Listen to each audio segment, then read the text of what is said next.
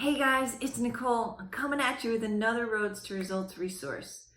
In a previous video, I mentioned that getting an assistant transformed our business, and that is when we really started to scale. And in fact, I cannot even imagine life today without, well, particularly now without Alyssa, our assistant. But having a great assistant is transformational in terms of your business. And so today I want to talk about how to find the right assistant.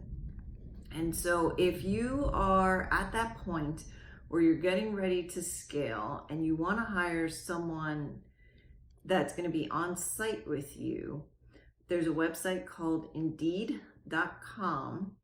And what makes Indeed so great, in my opinion, is that they have different quizzes, and you can pick all different, all different types of quizzes based on what's important to you and the job that they'll be doing for you, so that you can get a little bit of insight into how they think and what they do. And I think you can put in like two quizzes.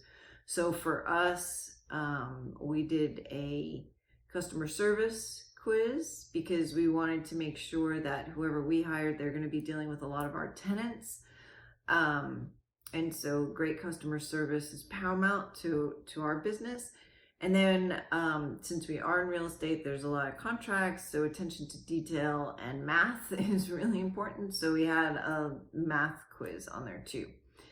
So when you're writing up your job description, you want it to reflect your culture, because you want to attract the same people that are going to fit within your culture. And so you're going to want to be very specific in terms of what you're doing, but also what you're offering.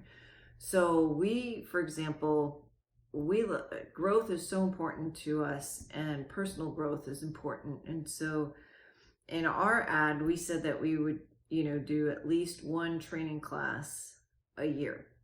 That was just part of what it was to work for us. And so some people are going to take that and be like, oh, I don't want to go to a class or whatever. And so then they're probably not going to apply. But then other people are going to see the opportunity and the value in that offering. And so then they are going to apply. As it turns out, we had probably 200 people apply. Gave them those quizzes. Now on those quizzes, particularly on the math ones, for me, I knew what I was looking for, and on the customer service ones. And so if there were certain questions that they answered in a specific way, or if they got any of the math questions wrong, I immediately disqualified them. I did not want to interview 200 people, right? So, and then I also, because attention to detail was so important, I would also send an email and ask them to follow directions and send me something back. So many people got the directions wrong, so many. And so that weeded out of the over 200 applicants, I think I interviewed about 15. But that's what's critical for our job. And so then when I interviewed those 15, they were 15 really solid candidates. And so they had the skills that we were looking for. So now when I got to the interview stage, I was focused on attitude. I was completely focused on attitude. You may have seen some of the videos I've done on toxic people. Did not want that in the office. We were really building and focusing on our culture. I wanted someone who was going to fit into that culture. And so a lot of the questions that I asked were situational questions. What would you do in this situation? How would you handle if this happened? And you get so much insight into how a person thinks and what their values are from those types of questions. And you want to make sure that their values align with yours. And so as you're hiring, just keep that in mind. Weed people out early based on whatever technical type skills you need.